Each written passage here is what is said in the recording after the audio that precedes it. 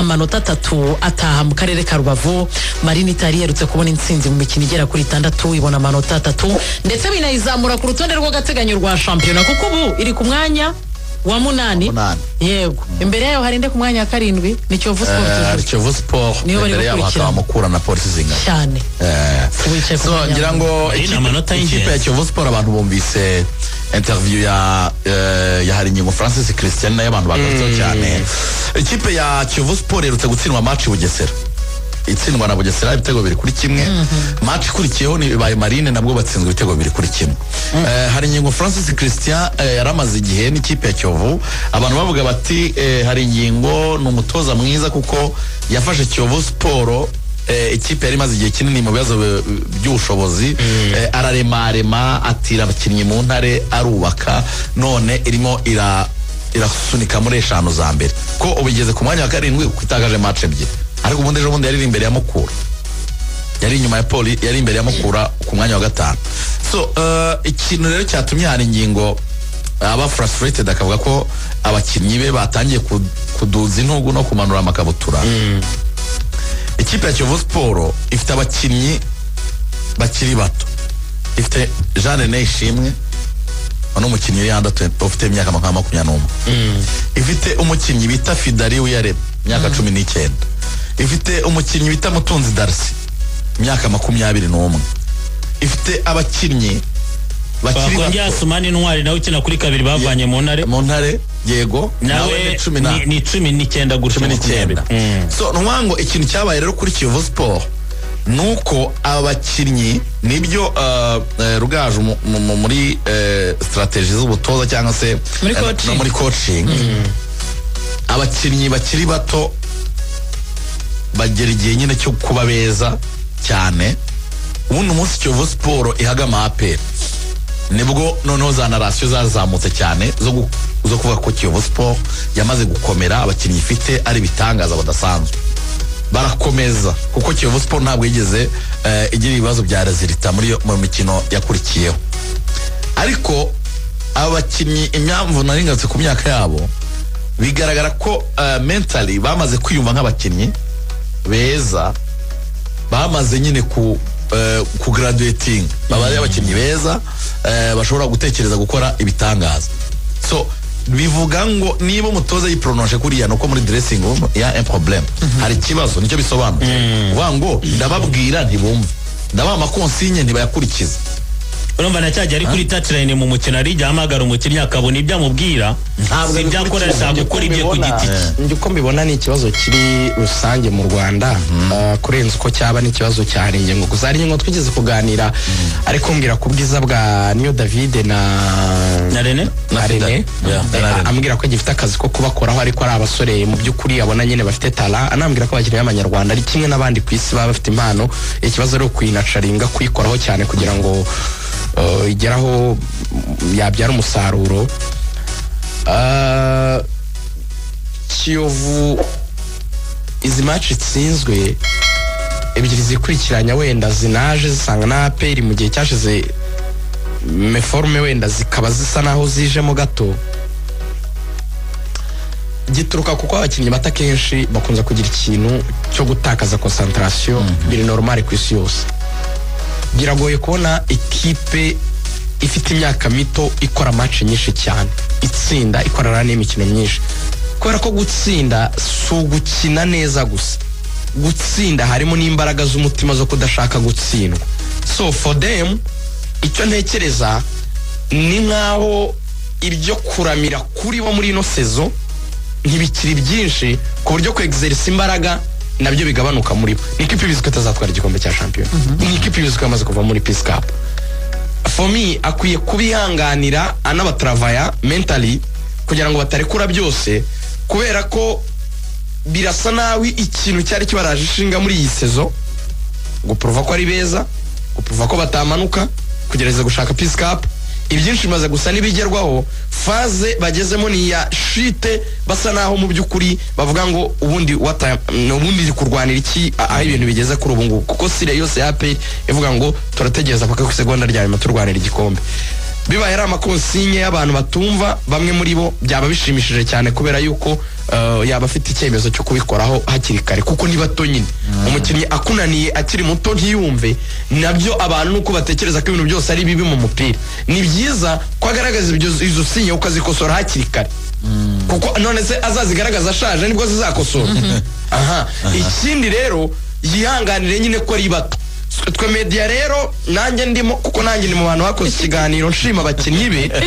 kandi nanabashimye rwose ngendeye kuri performance yabo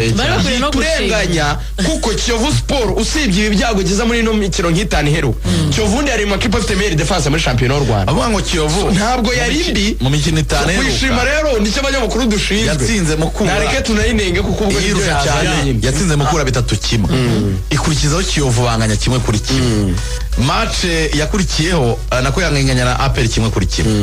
match yamubabaje ni Gicumbi bateye bine muri fazare bahita banganya 1-1 bagiye Bugesera batsindwa 2-1 Bugesera ntiyari ukwiye kumubaza kuko Nazare Meneke na za Pere zose nta yitsindira mu Bugesera twabonye ko ariyo kipe ya kane nziza muri championnat iri gukinira mu rugo bahita bakurikizaho match ya Marine baritakaza Marine nayo yayumvika Marine so ntiyari yatsinzwe na APR mbere ya APR Marine yari yagaritswe na Rutsiro erega izo defete yari afite ziri consecutive zamuteraga gushaka ino match ya Marine ni nako kuri Rwasamanzi nawe byari bimeze nimugora navuganye n'umuyobozi wa Marine Afande Brigade Stanislas ambwira ko bo icyo badashaka muri Marine ahubwo nicyo babonye attitude y'abakinnyi babo cyo kubona amakarto menshi abonye karto jaune 6 babona na red card ya Olivier aravuga ati twe nk'ikipe ya gisirikare ntitwifuza ko abantu bazajya babona mu mikino yacu hagaragaramo amakosa menshi nagira no kumugana Afande ni mu mupira ni abakinnyi nyine biriya bintu byo guserera bibaho ni ibintu biba kenshi arabatoya kuki se bigomba kuba umuntu atakina neza kandi akaba honest kandi ntanarwana biriya bintu nge ntabwo nshobora kubitorera hari ikintu nabonye ku mugoroba abakinnyi babyumve ntabwo hari ikintu nabonye ku mugoroba ntekereza ko nk'umutoza yambaje ati nawe nka mugenzi wawe wowe bireba biriya nibyo ntabwo ni ibisanzwe abakinnyi guserera kandi tugomba guserera oya tugomba kugira discipline ujya kujya kubona muri APR bazanye amakosa bahita bavuga ati mwiyogosheshe niko nyine mu gisirikare bimeze kipe za gisirikare ni ku murongo byamubabaje cyane abasabire baho gusa ikintu nge nabonye bara aggressive mu kibuga nabonaga intsinzi bayishaka ku bubi n'ubwiza cyane kuko iyo urebye umutoza Rwasamanzi kuri match ya APR uburyo yitwaye nabwo yari yahinduyemo abakinnyi kuko yari yicaje Taiba na ba Sultani Bobo yongera kugirira icyizere uyu musore Fabio watsinze igitego ndetse n'uyu musore Mubaraka wagize urare no mu gitego cya Keve yewe no mu cya Fabio wana ko afite aka effective keza twanabigarutse anganya na APR abasha no gukoresha akabasha no guturana effective bari mu gihe cy'igisibo cya Ramazan yanatubwiye yuko agomba kugenda aho iminota mike abakinnyi kugira ngo bagende bunganirana ku mugoroba wa Taiba twazamuye hano ishu twazamuye kuwa mbere umutoza witwa Rwasamanzi muzi imyaka amaze mu ikipe ya Marine ubu almost imyaka 8 kimwe twavugaga guhinduranya abatoza yari n'aturiye buriya Marine buriya nta nubwo ijya imusinyisha imyaka 2 reka asenya sezo akayitoza ikarangira bakamwongeza none se projet iragenda neza Marine ni selling club niyo mushinga wayo kwifatira abana bavuye mu ntare n'abandi motoza Tottenham yego ni rising talent niyo moto yabo abikora neza hari umwaka wari wabona Marine idasohora abakinnyi babiri beza cyane kandi kare bafite ameze neza Marine niragera ahantu uvuga ngo iramanutse birarangiye zino seze iri muri press conference yatubwiye ko zino seze ebyiri zishize ariko muri ikiruta avuze attention cyari cyatangiye no kuba ikibazo no kuri Rwasamanzi urumva Rwasamanzi no muri Marine reka tureke kubimwitirira hari ukuntu bari baratangiye gusa nkaho banakira abakinnyi benshi bavuye hakurya bitangiye no kuba ikibazo na sezo burya abakinnyi bigeze kubaberamo abakinnyi bavuye muri Kongo noneho ushobora gutekereza ko ari ku gasozi baturanye bavuye hakurya y'ahari abakinnyi bigeze no kubazana icyo gihe fazane ndabyibuka irangira hari amafaranga bakibabereyemo kubera iki politiki ya Marine uko abayobozi bayo bayumva si amafaranga menshi bavugaga ati hari abana bicaye tumva ngo bavuye mu ntare bavuye n'abandi Gisenyi ko badakoreshwa bo mutubwira tuzishyura menshi ko tutazi ko ariyo politiki ya Marine ariko uyu mwaka ni mu bireba neza ni ndombe ni muzamu vari w'umurundi kandi n'abakinnyi bari gukora ikinyuranye uriya nimero 10 wa Marine bakunda kumwita Pedri n'umuzamu vari yakoze save nziza cyane noneho rero urumva bagarutse muri ya politiki yabo ariko arakantu kamwe nge navuga kuri hari ingingo ubundi arakanura ngiye kuvuga gatoya mbere ko ujya kuri hari ingingo ejo bundi muri press conference bita Rwasamanzi yadusobanuriye kuri abakinnyi azamura arabwira ati kugira ngo numvishe uyu mwana Oziana Kennedy na Taiba ko igihe cyabo cyo kugenda kitaragira ati byantwaye isukari ahubwo icyo bakoze cyo kugarura abakinnyi nk'aba Kennedy yari yagiye gatoya muri Bugesera biriya Nepo yaravuze nge nibyo nemera uko bagurisha muri amafaranga babona bajye bagira make bamuha nawe byibura nahite ajya gushaka wa mwana ukiva muri akadema ko kanya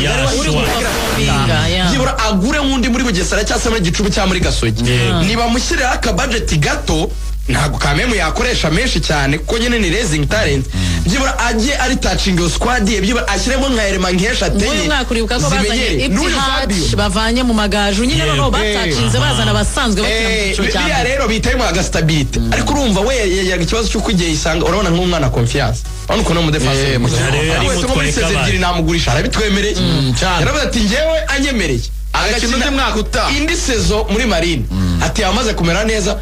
afite amafaranga akagenda iyo rero mukire confiance nka kuri yagiye ugahita uzana umwana wundi umeze nkawe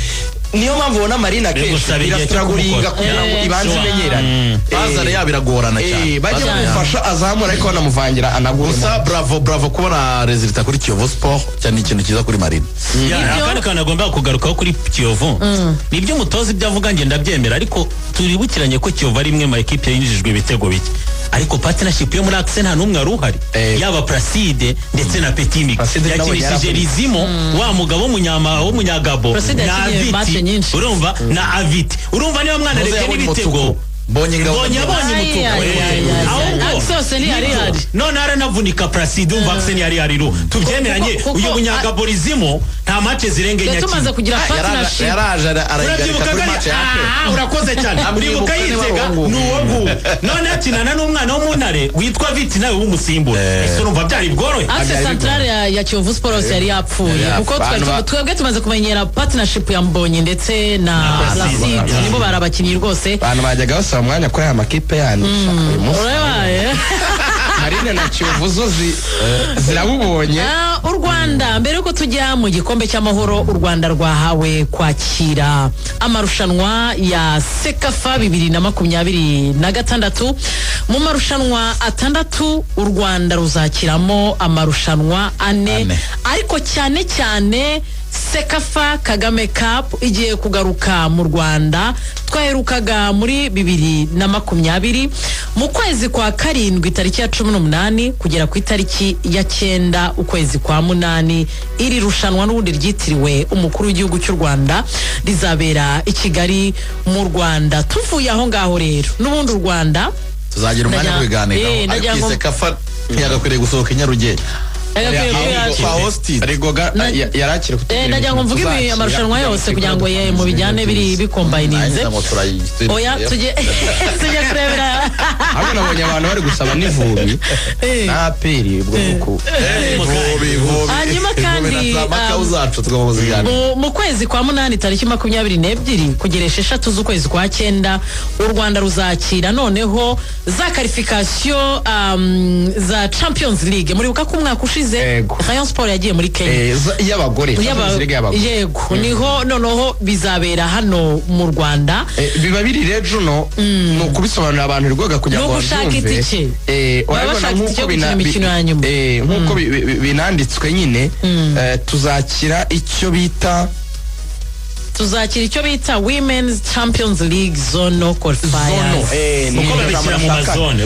iyi zone yacu rero ya yino Afrika y'Iburasirazuba ubu ushize wabivuze neza ko bagiye Kenya this time bazaza ariho Rayon Sport y'abagore yageze finali ibura itike yo kuba iya mbere ngo umukino wa nyuma rero twashinze umupira w'abagore na Rayon Sport polisi ejondi yarabaye yabakubise ikintu kiza ryari Rayon Sport nubwo yasohoka bifitemo challenge byari bitandukanye n'iby'ubushize yakinaga yonyine ariko bifite competition ariko polisi no muri championnat tutita ko ejondi polisi y'abatsinze na aperi nikora aperi y'abagore buyihoreye nabonye yo yarahisemo kubanza kurera abana abayobozi babo turabarera bakure